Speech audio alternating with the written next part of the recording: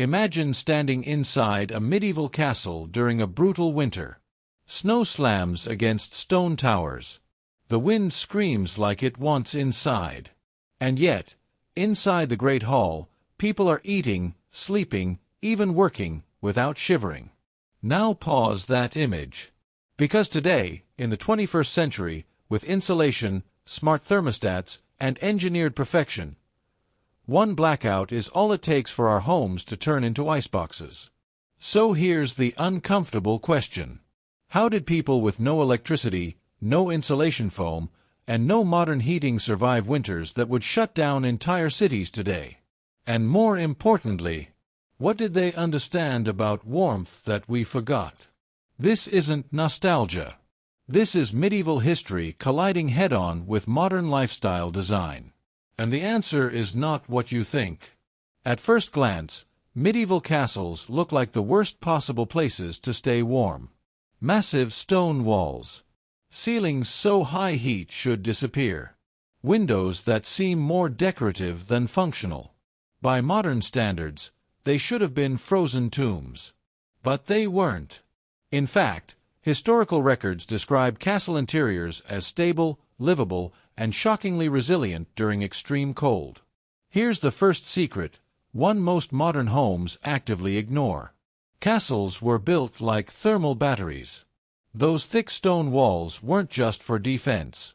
They absorbed heat all day, heat from fires, bodies, animals, cooking, and released it slowly through the night.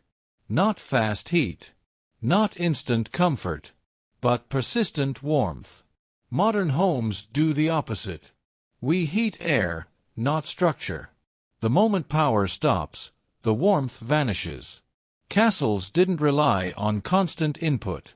They relied on physics. And that's only the beginning. Here's where medieval lifestyle thinking gets even more uncomfortable for us. Castles weren't designed to heat everything. They were designed to heat people. The Great Hall? Yes, warmed. Sleeping chambers? Smaller, lower ceilings, easier to retain heat. Servants slept near kitchens. Nobles layered strategically.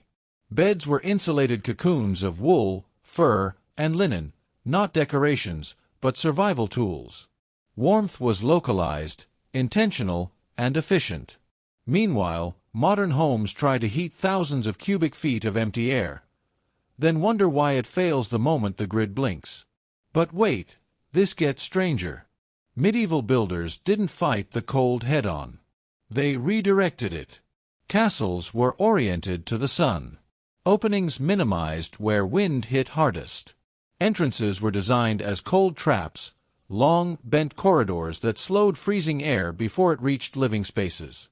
Cold was expected, planned for, engineered around. Modern construction assumes infinite energy. Castles assumed none. And that difference changes everything. Now here's the detail most people never hear. Many castles stayed warm even when fires went out. Because heat wasn't just created, it was stored. Stone floors, thick interior walls, even furniture placement helped slow heat loss. This wasn't primitive living. This was medieval physics refined by survival. So if castles could stay livable at -40 F, why do modern homes fail so quickly at temperatures medieval people considered normal? And why did we abandon systems that worked for centuries? Because in Part 2, we're uncovering the most disturbing truth of all. The problem isn't our technology.